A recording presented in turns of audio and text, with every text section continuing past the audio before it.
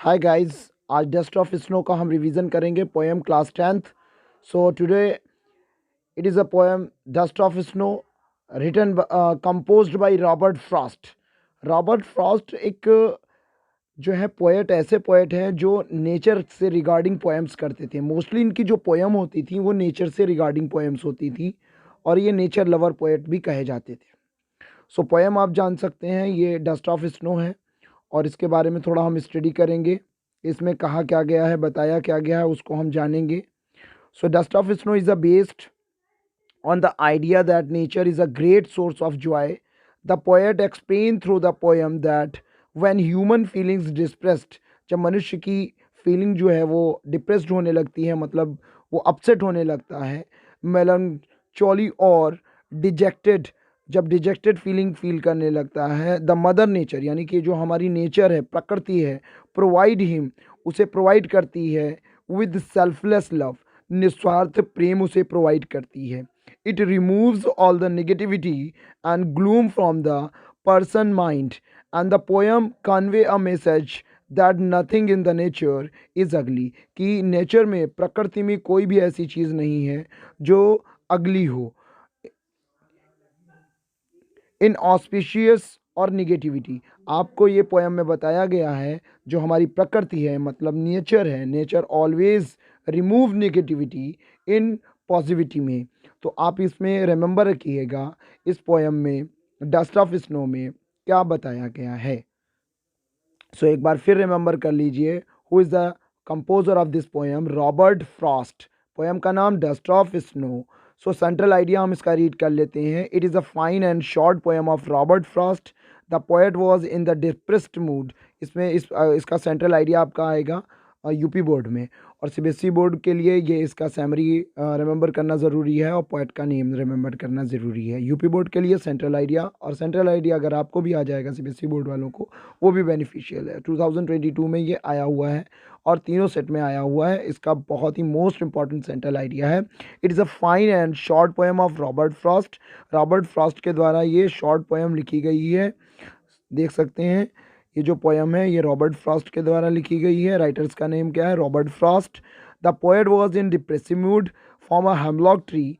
A crow shakes of the dust of snow on the poet. The shake means होता है हिलाना।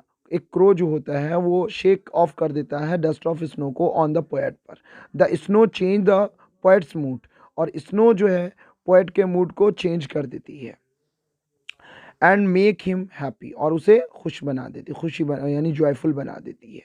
क्योंकि poet का पूरा दिन ख़राब जा रहा होता है, उसके बाद में उसका जो बचा हुआ टाइम होता है वो उसको यूटिलाइज कर लेता है। The snow change the poet's mood and makes him happy. He has wasted a part of his day regretting, उसने पूरा एक दिन का एक हिस्सा रिग्रेटिंग में बिता दिया होता है, बर्बाद कर दिया होता है। But now with the change of the mood, अब उसका चेंज मूड हो चुका है। ही वॉन्ट्स टू यूटिलाइज, वो इस्तेमाल करना चाहता है the rest of the day, बचा हुआ दिन। The poet wants to convey that somethings sometimes certain movement और action which seen simple have a larger significance. So आप समझ सकते हैं, इस सेंट्रल आइडिया को रिमेंबर करके अपने 4 मार्क्स जो है इन्हेंस कर सकते हैं बच्चा लोग। सभी बच्चों के लिए देखिए एक ही वीडियो में आपकी ये सेंट्रल आइडिया भी हो जाएगा और आपके ऑप्शनल क्वेश्चन। जैसा कि मैंने कहा था, सेंट्रल आइडिया और उसके बाद poem. The way a crow shook down on me, रास्ते में क्रो ने क्या shook down on me, dust of snow shook down कर दिया, मतलब मीन्स हिलाकर जो है पोएट के ऊपर गिरा देता है। The dust of snow form a hemlock tree, hemlock tree से डस्ट ऑफ स्नो यानी पार्टिकल ऑफ द स्नो। सो यहाँ पर क्वेश्चन फर्स्ट क्या है? Who is the poet of the above exact, इसके पोएट का क्या नाम है? हमें रिमेंबर है Robert Frost. What is the rhyme scheme of the given stranger? Rhyme scheme समझते हैं, जैसे क्रो एंड स्नो, एक जैसी राइम स्कीम आ रही है। तो राइम स्कीम क्या है यहाँ पर? Crow and snow with me and tree. तो मीन्स आप समझ सकते हैं ए बी, मतलब लास्ट 4 वाला option is the right option. So next हम देख लेते हैं, has given my heart a change of mood. अब यहाँ पर पोएट का मूड चेंज हो गया जो पार्टिकल ऑफ स्नो है उसके ऊपर गिरने से, शेकिंग होने के बाद में, तो उसका जो माइंड है वो चेंज हो गया है। So and save some part, और उसका जो बचा हुआ टाइम है वो बच गया है ऑफ अ डे का। I have rued, so name of the poet आपको रिमेंबर रखना, पोएम का नेम क्या है, डस्ट ऑफ स्नो। जहाँ पर भी ऐसी बात होगी तो आपको रिमेंबर रखना है dust of snow. What has given a change of mood and to whom, तो यहाँ पर कह रहा है what has given a change of mood, तो आप ये इसका आंसर हो जाएगा ही crow and mood of the poet. He crow and mood of the poet. What has given a change of a mood? सो ये रिमेंबर रखेंगे आप, इनके क्वेश्चंस को रिमेंबर रखेंगे, name of the poem remember रखेंगे, डस्ट ऑफ स्नो है, writer का नाम रॉबर्ट फ्रॉस्ट है, राइम स्कीम इसको भी रिमेंबर रखेंगे। चलिए पोएटिक डिवाइस को भी एक बार देख लेते हैं, कौन कौन से पोएटिक डिवाइस हमारे यूज़ हुए। ओनली एलिट्रेशन यहाँ पर यूज़ हुआ है, सिंबलिज्म यूज़ हुआ है, राइम स्कीम यूज़ हुई है। The rhyme scheme of the poem is A B A B. Alliteration is the occurrence of the same sounds, आप जानते हैं सेम साउंड्स आना चाहिए, that is used beginning of the closely place word. So यहाँ पर synonym आपका alliteration use हुआ है because H and H consonant sounds को बार बार रिपीट किया गया। यहाँ पर देख सकते हैं, यहाँ पर देख सकते हैं, yes. So we should remember this. Next, and saved some part, देखिए saved S and some S, sounds are sounds जो सेम साउंड्स हैं वो एक्वायर हो रहे हैं, सो दैट्स वाई। सिंबलिज्म, आप सिंबलिज्म कह सकते हैं भाई, crow and dust of snow and hemlock tree को सिंबलाइज किया गया है। किस किस को सिंबलाइज किया गया, ऐसा क्वेश्चन भी आपका पूछा जाता है। Symbolise the use of the symbol of the significant ideas by the given the symbol meaning that it is different from the literal meaning, literal meaning से डिफर होता है जो सिंबलाइज किया जाता है। The poet has use these symbols to show the emotions like dejection, gloom and depression, crow का use किया गया है। He has used the symbol of the show off in auspicious things of the nature and also change the person's mood and mind.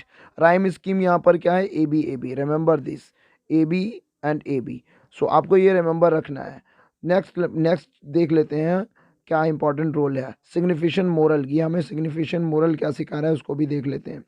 तो significant moral क्या सिखा रहा है उसको हम देख सकते हैं। In nature has the power turn negativity into positivity, कि नेचर के अंदर पावर होता है निगेटिविटी को पॉजिटिविटी में चेंज करने में।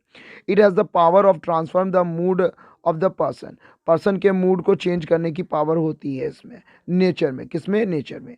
तो नेचर के बारे में रॉबर्ट फ्रॉस्ट फैसली आपको रिमेंबर होना चाहिए, बताते हैं। A person should always be optimistics, आशावादी इंसान को होना चाहिए इन अ लाइफ नेचर। अब सूख का मीन्स पूछ सकते हैं टू मूव, ठीक है ना, या ट्रिम्बल्ड, या आप इसका सिनोनिम रिमेंबर करिएगा, सूख मीन्स होता है हिलाना, तो यहाँ पर टू मूव यानी आगे पीछे जाने के लिए मूव। एंड र्यूड मीन्स पूछा गया है बिटरली रिग्रेट समथिंग, किसी चीज़ को बहुत बुरी तरीके से रिग्रेट करना, ठीक है ना, यानी कि बहुत ज़्यादा दुख होना। र्यूड मीन्स क्या होता है, दुख। तो यहाँ पर दुखी कौन है, हमारा राइटर दुखी था, मतलब सोरो फीलिंग थी उसकी। तो समझ सकते हैं क्या क्या बातें हुई यहाँ पर, उसको रिमेंबर करिएगा। सिनोनिम्स इसका क्या हो जाएगा, सिनोनिम हमारा लेमेंट, लेमेंट मीन्स होता है दुख, और बीमोन और डिलाइट इसका एंटोनिम्स हो जाएगा, खुश हो जाना, कॉन्टेनमेंट हो जाएगा, और जबकि सूख का स्टिल एंड स्टीडी यानी शांत हो जाएगा। सो इसी तरह इसी के साथ हमारी ये वीडियो फिनिश होती है। Bye bye, take you and मैं आशा करता हूँ कि ये आपका बेनिफिशियल होगा। And best of luck for your examination, बच्चा लोग खूब अच्छा मार्क्स लेकर